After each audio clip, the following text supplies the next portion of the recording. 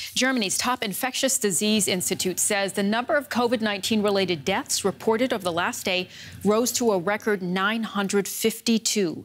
That grim news comes just as the country enters a harder national lockdown, with schools and non-essential businesses to remain closed through January 10th.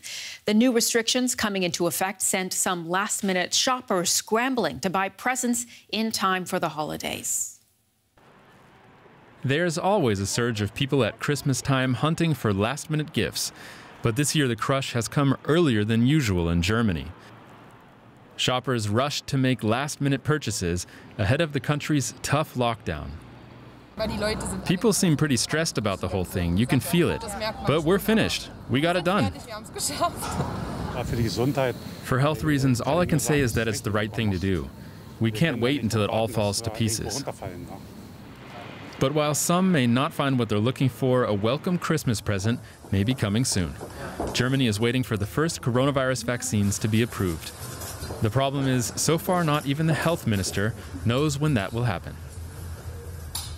Our national authorities are supporting the European authorities to the best of their ability. The goal is to secure approval before Christmas.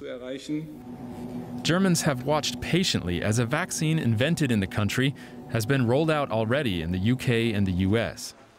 Mass immunization centers are currently being equipped. Millions of doses of vaccine are on order. Those with heightened risk of infection will be invited first, the elderly as well as frontline medical workers. Establishing priority is key in distributing the vaccine. Many people want it as quickly as possible, but there isn't enough, at least in the beginning. So that's why we need clear and transparent priorities. The vaccine is being kept under key and lock, and it's very highly protected. The vaccine is coming to Germany. But unlike with Father Christmas himself, nobody can yet be sure when to expect it.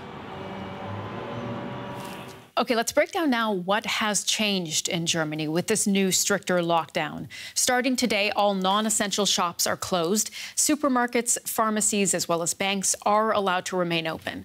Schools are shut until the 10th of January, and employers are being encouraged to allow their staff to work from home as far as possible. Chancellor Angela Merkel also made an appeal for people to limit their social contacts during the holidays. The number of people allowed to meet indoors will remain restricted to 5, not including children under 14. And in anticipation of New Year's celebrations, sales of fireworks have also been banned. And let's bring in our political correspondent, Nina Haase, with the latest on this. Hi, Nina. Can some of these new measures really be enforced? Well, it is quite easy to enforce measures like the wearing of masks, the closure of schools and the closure of shops. But it is a bit trickier, of course, when it comes to controlling just how many people are gathering in a private flat, because, of course, the privacy in people's homes is regarded extremely highly here in Germany, and authorities do need to have good reasons to intervene. But they can do so. There are exceptions to that rule that you can do basically whatever you want in your home.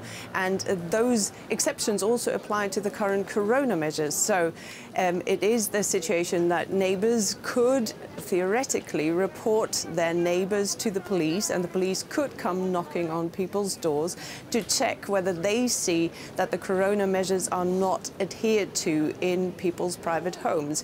And let me just add that the police have been called on numerous occasions throughout the pandemic, and they have broken private parties, illegal parties that were held against those rules. But of course, it is up to the individual police people to then decide whether those measures of imposing fines, which they could potentially also do, would be appropriate or not. And of course, it's not a picture that anybody wants. Politicians have said clearly, we don't want the police to sit around a Christmas tree in people's homes. And church leaders also are simply appealing to the German population to adhere to the rules. How does the German population see this, these new rules? It's interesting, if you look at the polls from the latest months, there was always half of Germans who always said the measures are appropriate because they could see that measures were necessary to bring down infection numbers. And then there were always about 30% of the German population who said, no, the measures are not enough. The numbers are rising too fast. And this is something where I think people are now beginning to see the dramatic situation in hospitals. We are beginning to hear of reports where doctors are having to decide which patient gets intubated and which one doesn't, simply because there's a lack of resources. And that, of course, is bringing it home to people that the situation is extremely dangerous and that a lot more needs to be done to not only stop exponential growth, but to reduce the number of new infections so that we can get control over the situation again. So I believe that Germans are, in the majority of cases, okay with the measures. Our political correspondent Nina Haase reporting. Thank you so much. Now we have Peter Liese with us. He's a member of the European Parliament and the health spokesperson for the largest political group in the Parliament, the EPP. Mr. Liese, good morning. Thank you for joining us. I want to start out, first of all, with the vaccines, because we know that some countries, like the US and Britain, they are already vaccinating with the BioNTech-Pfizer shot. Why is it taking European authorities longer to approve it? Yeah, because we are having a more safe procedure. Europe will have the first regular approval of a vaccine. United Kingdom and the US have done emergency authorization, and that is less safe because of three reasons. First of all, we got more data. BioNTech delivered data even yesterday night. And the second is that the liability is for the producer with a regular approval, like in the European Union. And more people are looking at the data on side effects and efficacy. So I think it's only a few days longer, but it adds safety to the process, and that's important. But we're talking about the same vaccine here, aren't we? So you're saying that it was less safe for Britain and the US to move forward with approval so quickly. Are you worried about the safety of this vaccine? I trust in BioNTech. I know these people. They are serious. But in German, we say, Vertrauen ist gut, Kontrolle ist besser. So trust is good, but to check it is better. And the checks have been more intensive. And I know that many people are concerned because the vaccine comes so fast. Normally, from the first scientific project to the approval, it takes years. And now we have less than 12 months. So we need to clarify that everything is in order, and that's why this European approach, in my view, is better. They have worked day and night. As I said, in the night, BioNTech sent data, and the EMA immediately received them and distributed them. So I think this is important to do it fast, but it's also important to do it safe. So is that also what you're worried about, that because this approval process has generally been very fast, that there's not going to be enough trust among the public? Do you think not enough people are going to take this vaccine? I'm optimistic that in the end, many people will be ready to be vaccinated, but the process must be in order. It is not only an issue of pace.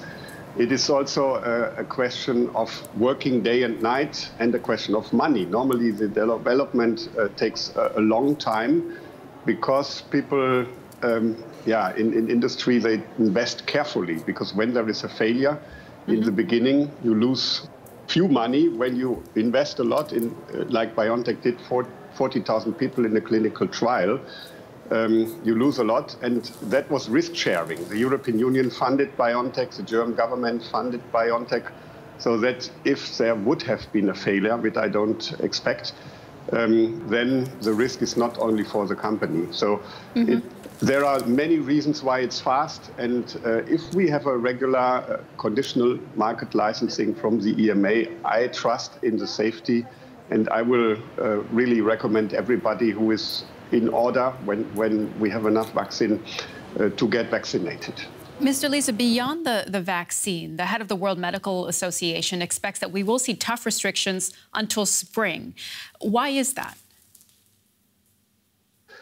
Yeah, first of all, we don't have enough vaccine. It's a problem even in the UK and the United States. The pictures give the impression that everything is fine now. It is not. Also, UK and US will not have enough vaccine, and that's the same with Germany and the members of the European Union. And that's why I think we need to be prudent. But I don't agree with Mr. Montgomery that the strict restrictions as we have it now in Germany need to go until spring. We should look at Ireland as an example. Ireland has managed to bring down the infections. In October, there were much worse, much higher figures per capita than in Germany and other European countries. And now they have opened pubs and they have opened gyms because they brought down the figures. So if we all adhere to the measures, we can bring the figures down.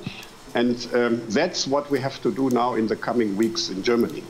All right, we'll have to leave it there. Peter Liese, the health spokesperson for the EPP in the European Parliament. Thank you so much. Thank you. Bye. Let's take a look now at some other developments in the pandemic. The drug regulator in the United States says its analysis shows the Moderna vaccine is safe and 94% effective. That data means the vaccine could get emergency approval in days and could be rolled out next week. South Korean officials say there are only 3 intensive care hospital beds left in the capital, Seoul, a city with a population of nearly 26 million. The country has reported a record surge in cases in recent days.